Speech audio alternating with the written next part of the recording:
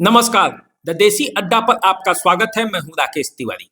देखिए, आरजेडी के माई समीकरण का असली इम्तिहान बेलागंज की धरती पर होने वाला है। उपचुनाव में बेलागंज इस बार कोई न कोई इतिहास रचेगा जरूर, क्योंकि इस सीट से 7 बार के विजयी प्रत्याशी सुरेंद्र यादव के बेटे विश्वनाथ यादव चुनावी मैदान में हैं। उन्हें जिताने के लिए और सुरेंद्र यादव के परिवार में ही फिर से विधायक की कुर्सी रखने के लिए आरजेडी ने अब ओसामा साहब को काम पर लगा दिया है।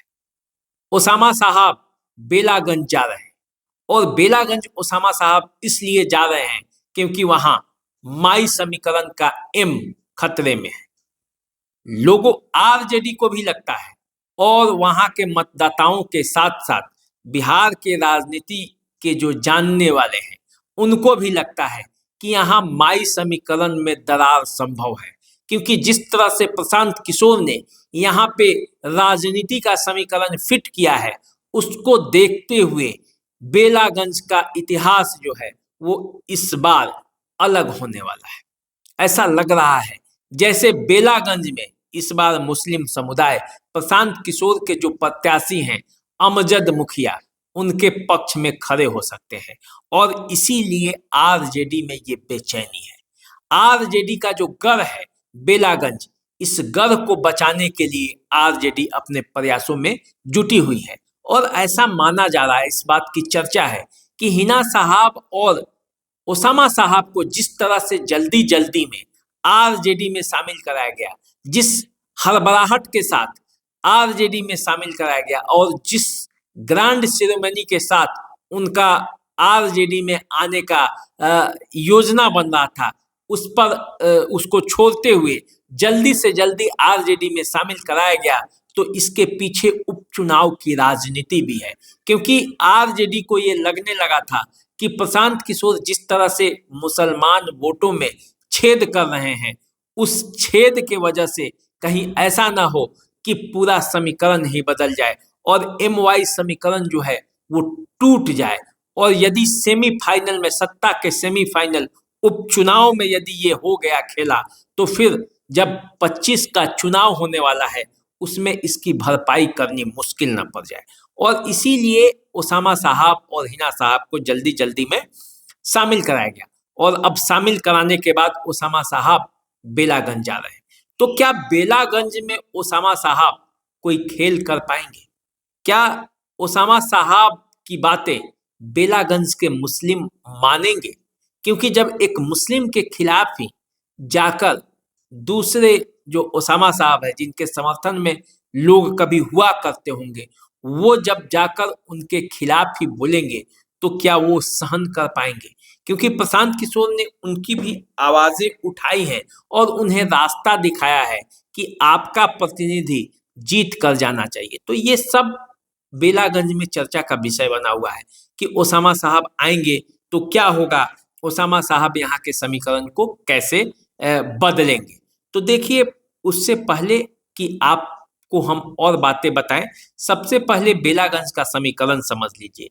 देखिए, बेलागंज में दो समुदाय यदि चाहे तो यहाँ का परिणाम प्रभावित हो सकता है। पहला तो यादव है और दूसरा मुस्लिम। यादव और मुस्लिम यहाँ एक साथ मिल जाए तो फिर बेलागंज के चुनाव परिणाम को कोई रोक नहीं सकता, क्योंकि यादवों की संख्या यहाँ 70,000 के आसपास है और मुसलमानों की संख्या यहाँ 62,000। तो 62 और 70 मिल जाए एक साथ तो फिर चुनाव परिणाम कहाँ दूसरी जगह जाने वाला है। लेकिन ऐसा होता नहीं है, क्योंकि जनता दल यूनाइटेड ने भी यहाँ से यादव प्रत्याशी को भी चुनावी मैदान में उतारा है और वो भी कमजोर नहीं है। बिंदी यादव का परिवार भी राजनीति में एक रसूख रखता है। मनोरमा देवी जनता दल यूनाइटेड की एमएलसी रह चुकी हैं और वो चुनावी मैदान में है। तो यदि यादव वोटों का बंटवारा हुआ और प्रशांत किशोर ने यहाँ से जो प्रत्याशी अपने उतारे हैं अमजद मुखिया, वो भी राजनीति के खिलाड़ी रहे हैं। 2 बार तो जनता दल यूनाइटेड के टिकट पर वो चुनाव लड़ चुके हैं, 2005 में और 2010 में। तो इसलिए क्षेत्र के बारे में जानकारी उन्हें भी है और 62,000 मुस्लिमों का यहाँ मत है। तो ऐसे स्थिति में यदि मुस्लिम एकजुट हो गए और प्रशांत किशोर की बातों से, उनके नीतियों से प्रभावित लोग हर वर्ग में हैं, नौजवान भी हैं जिनको शिक्षा और रोजगार के नाम पर प्रशांत किशोर अपने साथ जोड़ पाए हैं। उन्हें सही बिहार के विकास के लिए, बिहार के नवनिर्माण के लिए जो सपने प्रशांत किशोर ने दिखाए हैं, यदि उन सपनों के साथ चलने वाले लोग यदि जुड़ जाते हैं तो फिर यहाँ की परिस्थितियां बदल सकती हैं।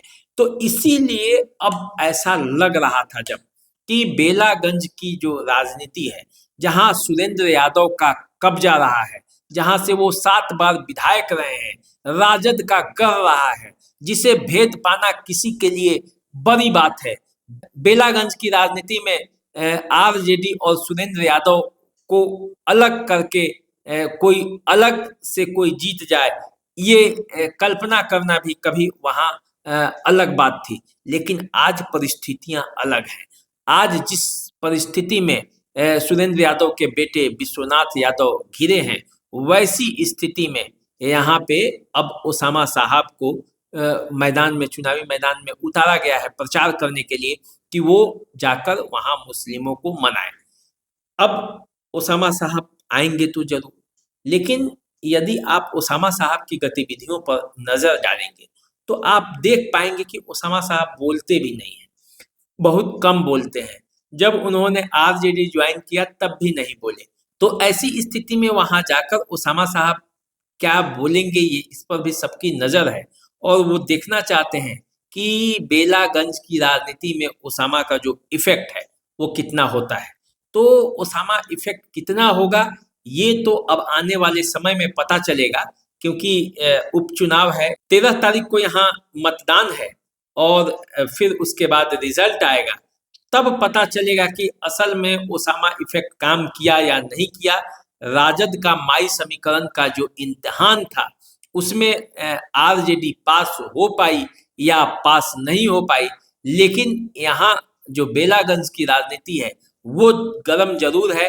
ओसामा साहब के आने की बात से ही यहाँ राजनीति में गर्माहट आ गई है और अब ये सब देखना चाहते हैं कि ओसामा साहब यदि बेलागंज पहुंच जाते हैं तो फिर वहाँ की राजनीति में क्या गर्मी आती है, वहाँ के राजनीतिक समीकरण बदलते भी हैं या नहीं बदलते हैं।